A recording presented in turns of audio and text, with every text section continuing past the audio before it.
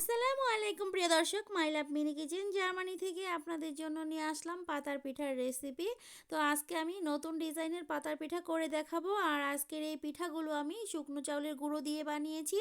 দেখুন কতটা সুন্দর হয়েছে পিঠার ডিজাইনটা। এই ডিজাইনটা কিন্তু একেবারেই সহজ, একবার দেখলেই আপনারা যে কেউ বাড়িতে বানিয়ে নিতে পারবেন খুব সহজেই। আর এই পিঠাগুলো আমি শুকনো চাউলের গুঁড়ো দিয়ে বানিয়েছি। আপনারাও চাইলে বাজার থেকে কিনে এনে শুকনো চাউলের গুঁড়ো দিয়ে এই পিঠাগুলো খুব সহজে বানিয়ে নিতে পারবেন। তো এই যে পিঠা বানানোর জন্য আমি 2 কাপ চাউলের গুঁড়ো নিচ্ছি, শুকনো চাউলের গুঁড়োটা।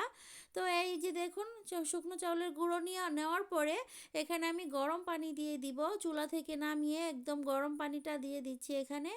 গরম পানি দিয়ে এই আস্তে আস্তে করে অল্প অল্প পানি দিয়ে আর কি মিশিয়ে নিতে হবে। প্রথমে আমি 1 কাপ দিয়েছি। তো আমার এখানে টোটালে 2 কাপ পানি লাগবে, কারণ 2 কাপ চাউলের গুঁড়োর জন্য 2 কাপ পানি লাগবে। তারপরও অল্প অল্প করে দিয়ে আমরা ডোটাকে গুলিয়ে নিব, যাতে করে বেশি পাতলা হয়ে না যায়। বেশি পাতলা হয়ে গেলে কিন্তু পিঠা হবে না। আর পিঠা পারফেক্টভাবে বানাতে হলে এই যে আমি যেভাবে গোলাচ্ছি আপনারা দেখেই বুঝে নেবেন আসলে কীরকম। এটা আর কি শুকনো চাউলের গুঁড়ো, তো পানিটা একটু বেশি লাগছে, তবে অল্প অল্প করেই মিশাতে হবে। আর এই যে গুঁড়োটা যখন আমরা গোলাচ্ছি এর মধ্যে কিন্তু সামান্য একটু লবণ দিয়ে দিয়েছিলাম টেস্ট অনুযায়ী। আপনারাও সেই কাজটা করবেন। লবণটা হয়তো দিতে আমি স্কিপ হয়ে গেছে, যা দিয়েছিলাম ওইটা তো স্কিপ হয়ে গিয়েছে। তো আমি এই যে আরও পানি দিয়ে আবারও গুলিয়ে নিচ্ছি। এই ব্যাটারটা হলো মেন এই পিঠার। ব্যাটারটা যদি ঠিকমতো গোলানো হয় তাহলে কিন্তু পিঠাগুলো একেবারে পারফেক্ট হবে। আর যদি এইটা গোলানোটা ঠিকমতো না হয় তাহলে পিঠা ভালো হবে না। আর একদম শক্ত করে গোলালে পিঠা যখন আমরা বানাবো তখন বের হতে চাইবে না। আর বেশি পাতলা হয়ে গেলে কিন্তু টিপ দেওয়ার আগেই পড়ে যাবে। তো ঠিক এই যে দেখুন আমি কীরকম করে গলিয়েছি। এই যে এরকম করে গোলানোর পরে দেখতে পাচ্ছেন, এই যে চামচ দিয়ে আপনাদেরকে দেখিয়ে দিব আর কি কেমন হবে। এই যে এখন এই যে দেখুন চামচের মধ্যে তুলে আমরা এই যে ফেলছি, ঝাঁকুনি দিয়ে ফেলছি, পড়তে চাচ্ছে না, ঠিক এই রকম করেই গুলিয়ে নিতে হবে। আর এই যে চামচের উল্টা পাশে হাত দিয়ে টান দিলে দেখবেন যে মিশে যাচ্ছে না, এতটা পাতলা করিনি। তো এখান থেকে আমি কিছুটা রং মেখে নিব আর কি, কালারফুল করার জন্য পিঠাগুলো দেখতে। তো এটা কিন্তু ফুড কালার আমি মিশিয়ে নিয়েছি। ফুড কালারটা মিশিয়ে একটা পাইপিং ব্যাগে ভরেছি আর একটা সাদা পাইপিং ব্যাগে ভরেছি। তো আমি 2টা কালারে বানাবো। আর আমাদের এখানে গাছের পাতা পড়ে গেছে, তো এখান থেকে এই পড়া পাতাগুলোই আমি কিছু এনে ধুয়ে পরিষ্কার করে গোল গোল করে কেটে নিয়েছি।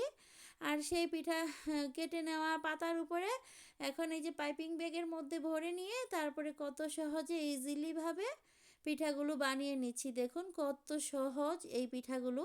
তবে মানুষেরা কিন্তু যে সিরিঞ্জ দিয়ে কিন্তু পিঠাগুলো বানায়, তো সিরিঞ্জ দিয়ে বানাতে গেলে বারবার সিরিঞ্জে ভরতে হয়, কষ্ট হয়, অনেক ঝামেলা হয়। তো আমার এই পিঠাগুলো আমি এই যে পাইপিং ব্যাগের মধ্যে ভরে বানাই, তাতে করে কিন্তু আমাদের কোনোই কষ্ট হয় না।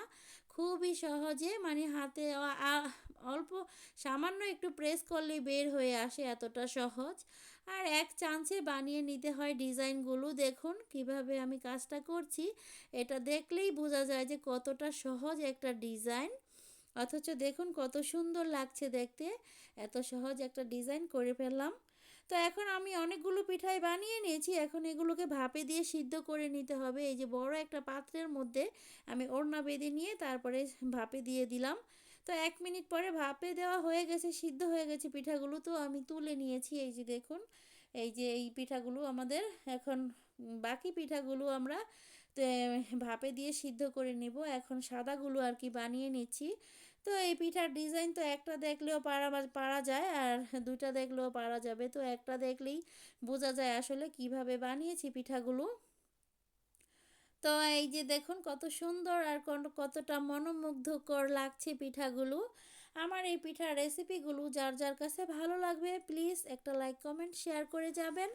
আর অবশ্যই আমার চ্যানেলটাকে সাবস্ক্রাইব করে রাখবেন, এতে করে আমার নতুন ভিডিও আপলোড করার সাথে সাথে আপনাদের কাছে চলে যাবে নোটিফিকেশন।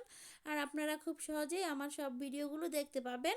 আর আমি সবগুলো পিঠাই বানিয়ে এরকম ভাপে দিয়ে সিদ্ধ করে নিয়েছি। তো এখন এই পিঠাগুলোকে আমরা রোদ্রে দিয়ে শুকিয়ে নিব, রোদ্রে দিয়ে শুকিয়ে নিতে হবে। তারপরে আপনাদেরকে ভেজে দেখাবো পিঠাগুলো কতটা সুন্দর হয়েছে, কতটা অপূর্ব দেখতে হয়েছে। দেখুন এই পিঠাগুলো আর পিঠা তো মানে ডিজাইন তো সব কিছুই হচ্ছে মনের ব্যাপার। তো আমার মনে যখন যেই ডিজাইন আসে সেটাই আমি করি। আর এই পিঠাগুলো আমার মেয়েরা খুব বেশি ভালোবেসেছে। আর সেজন্যই আমি আসলে বানাই কয়েকদিন পর পরই এই পিঠাগুলো। ওরা বলে যে আমাদেরকে পাতার পিঠা ভেজে দাও আমরা খাবো। ওরা ভাবে এটা একটা চিপস, তো চিপসের মতোই খেতে লাগে, অসম্ভব মজা লাগে।